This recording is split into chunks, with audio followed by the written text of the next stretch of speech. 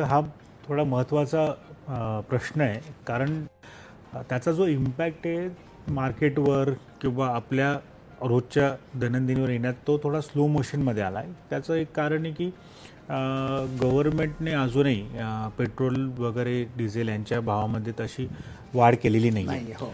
पण आपण $60 प्रति बॅरल हा रेट बघितला आणि आता 120 जवळजवळ दुप्पटचा आहे हा 2-3 महिन्याच्या काळामध्ये.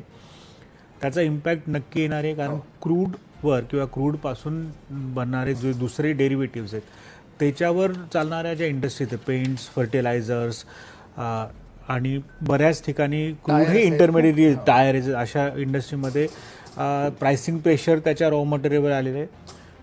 Q4मध्ये ते व्हिजिबल नव्हतं. Q1चे रिझल्ट्स अजून आलेले नाही, पण Q3 आणि Q2 आणि Q3मध्ये त्याचा इम्पॅक्ट नक्की दिसेल. याच्यातून इन्फ्लेशन, आपण लो इन्फ्लेशनची मोठी सायकल पाहिलेली आणि इन्फ्लेशनवर आता त्याचा परिणाम कुठेतरी दिसायला लागेल. तिथून क्रयशक्ती कमी होण्याची शक्यता आहे, पण ते जरा एक स्लो मोशनमध्ये चाललेलं आहे.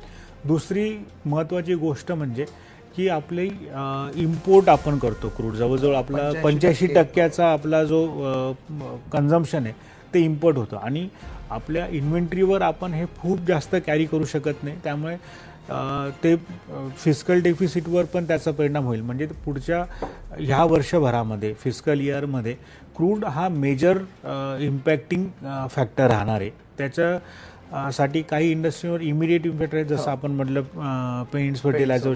आणि एकदा जो पेट्रोलच्या प्राइसेसमध्ये जर वाढ झाली तर लॉजिस्टिक्सच्या प्राइसेस होतील, त्यामुळे ते इन्फ्लेशन ते घराघरात पोहोचेल आणि त्याचा इम्पॅक्ट येईल. पण सध्या ते स्लो मोशन आहे, त्याचा इम्पॅक्ट येणार. तो त्याला गुंतवणूकदार म्हणतात की